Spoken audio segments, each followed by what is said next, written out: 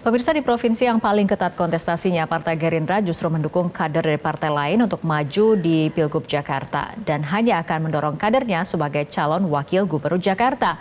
Ada apa dengan Gerindra di Pilgub Jakarta? Untuk membahasnya, kita saat ini sudah bergabung bersama pengamat politik Adi Praitno. Selamat sore, Mas Adi. Selamat sore, Rara. Mas Adi, kenapa Anda menilai Gerindra ini merekomendasikan nama kader Partai Golkar yang juga mantan Gubernur Jawa Barat Ridwan Kamil untuk maju di kontestasi pemilihan Gubernur Jakarta 2024? Ya, saya kira argumennya dua hal. Pertama, sepertinya Gerindra menganggap Golkar ini adalah sekutu utama, bukan hanya dalam Pilpres, tapi juga dalam Pilkada. Saya menengarai bahwa urusan koalisi dalam Pilpres ini akan berlanjut dalam Pilkada, salah satunya di Jakarta.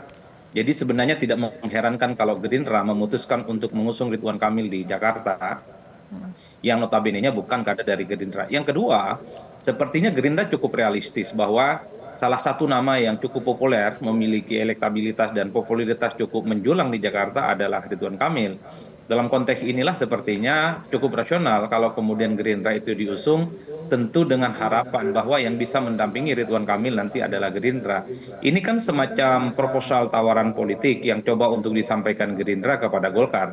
At the end of the day-nya, apakah Golkar akan menerima tawaran ini ataupun tidak, tentu sangat tergantung bagaimana nanti Golkar akan melihat plus dan minusnya ketika mengusung Ridwan Kamil di Jakarta ataukah di Jawa Barat.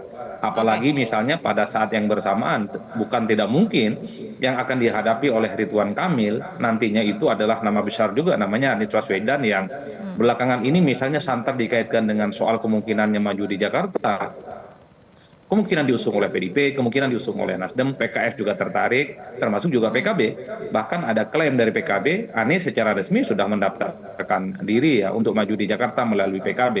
Ini yang saya kira membuat kenapa Gerindra itu cenderung mengusung nama yang relatif agak kuat untuk bertarung di Jakarta. Karena kemungkinan yang akan maju di Jakarta di luar kubu Prabowo Subianto, di luar kubu Koalisi Indonesia Maju adalah nama Anies Baswedan yang selama ini selalu dinilai sebagai antitesanya. Bahkan kalau kita membaca angka-angka survei yang relatif kompetitif, bisa menyaingi popularitas dan elektabilitas Anies di Jakarta hanyalah Ridwan Kamil. Oleh karena itu dalam konteks inilah saya menduga bahwa sangat mungkin ya Gerindra mengusung Ridwan Kamil ada faktor pertimbangan. Satu, supaya Ridwan Kamil ini suara dan signifikansi perolehannya nanti cukup kuat dan bisa head to head dengan Anies. Yang kedua, tentu Gerindra berharap ada kader terbaiknya yang bisa bertandingan. Kalau mau ditambahkan sebenarnya Rara, ada faktor yang ketiga. Ini mungkin juga sebagai bentuk tawaran politik yang lain. Kalau kemudian Gerindra usung Ridwan Kamil di Jakarta, bukan tidak mungkin untuk Jawa Barat misalnya Gerindra akan mengusulkan salah satu kader terbaik mereka, namanya Pak Deddy Mulyadi, yang saya kira di survei pun juga muncul ya, sekalipun tidak sekuat Ridwan Kamil, tapi kalau melihat rata-rata kecenderungan umum, Deddy Mulyadi ini kan masuk dalam 3 besar yang muncul dalam top of mind elektabilitas di Jawa Barat. Oleh karena itu, ketika Gerindra usulkan Ridwan Kamil di Jakarta, dan siapa tahu misalnya pada saat yang bersamaan Gerindra mencoba untuk mengusulkan ada di Mulyadi untuk maju di Jawa Barat sebagai bentuk barter politik antara Gerindra dan Golkar. Oke, kembali ke situasi di Jakarta. Tapi menurut Anda, apakah strategi yang dipilih oleh Gerindra ini akan memperkuat posisi Gerindra di Jakarta atau justru sebaliknya, Mas Adi? Ya tentu ini sebagai upaya untuk memperkuat posisi Gerindra di Jakarta, karena salah satu cara untuk memperkuat basis dukungan politik dan perolehan suara terutama di 5 tahun yang akan datang, Gerindra harus bisa memastikan bahwa salah satu orang terbaik di Jakarta, entah itu gubernur ataupun wakil gubernurnya, adalah mereka yang memiliki irisan dengan Gerindra. Kan itu yang sebenarnya ingin disasar. Wajar kalau kemudian Gerindra itu mencoba untuk mengusung Ridwan Kamil, punya nama besar, dan tentunya berharap wakil Ridwan Kamil adalah Gerindra. Ini yang saya kira adalah pilihan realistis dan rasional yang coba untuk disondingkan Gerindra kepada Golkar, yang saya kira menjadi sekutu utamanya dalam Pilpres yang kemudian akan dilanjutkan dalam Pilkada. Karena per hari ini kalau mengusung kader internal Gerindra, rasa-rasanya memang belum ada nama besar yang relatif kompetitif dan bersaing dengan nama seperti Anies Baswedan. Belum ada kader Gerindra misalnya semoncer dan sekuat nama Ridwan Kamil gitu ya. Maka tidak mengherankan kalau Gerindra sepertinya hanya mengincar posisi calon wakil. Ini yang Oke, kemudian menurut saya kalkulasi politiknya, rasa-rasanya memang Gerindra sedang mengukur kalau mengusung kader internal mereka untuk urusan calon gubernur per hari ini belum ada yang kuat secara signifikan. Dulu misalnya muncul nama Riza Patria, mantan wakil gubernur, tapi belakangan namanya mulai pemudar, mulanya tidak muncul kembali secara signifikan. Muncul juga nama Mbak Saras ya, atau Mbak Saraswati, tapi kan belakangan sayup-sayup katanya lebih condong untuk menjadi bagian dari kabinet Prabowo dan Gibran, dan bahkan beberapa waktu yang lalu Gerindra misalnya mencoba untuk mengusulkan nama Budi Juwandono berpasangan dengan Kaisang, tapi kan tak lama setelah itu Budi Juwandono seakan-akan menolak secara halus, tidak tertarik untuk maju Jakarta dan lebih memilih untuk menjadi anggota dewan.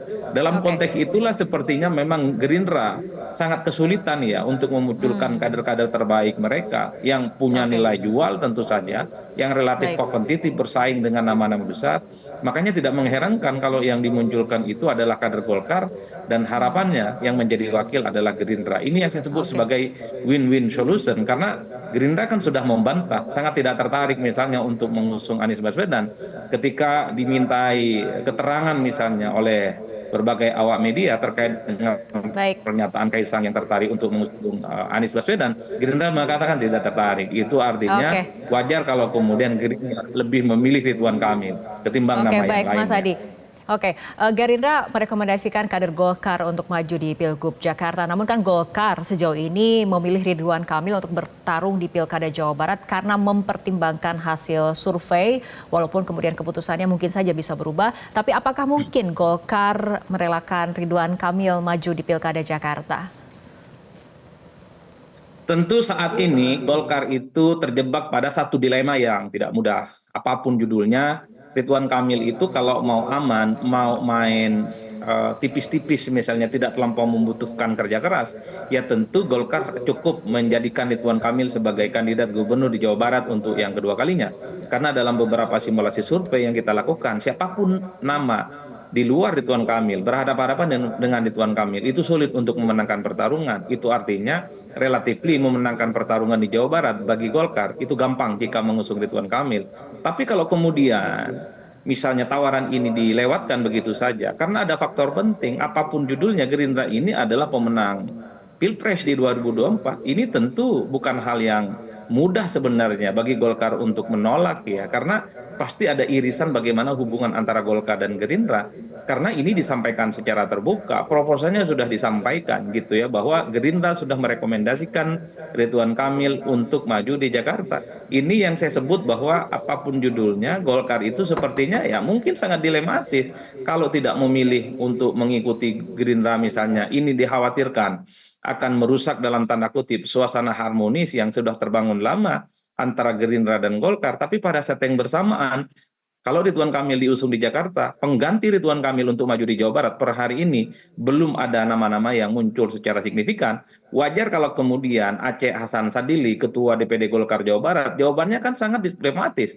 Semua sangat tergantung bagaimana survei. Kalau bicara survei, sebenarnya Ridwan Kamil itu lebih kuat di Jawa Barat ketimbang di Jakarta. Karena di Jakarta, sekalipun maju, diusung oleh Gerindra, diusung oleh Golkar, ataupun diusung oleh partai-partai pendukung Prabowo dan Gibran di Pilpres, itu juga belum tentu ada jaminan menang kalau yang dihadapi adalah Anies Baswedan.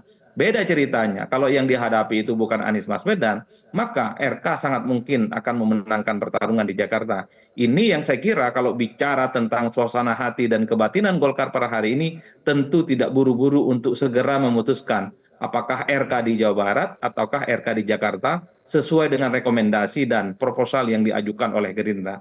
Tentu waktulah yang akan menjawab segala-galanya, Rara. Oke, baik, kita tunggu dinamika politik ke depannya. Terima kasih Mas Adi Praitno telah berbincang bersama kami sore hari ini.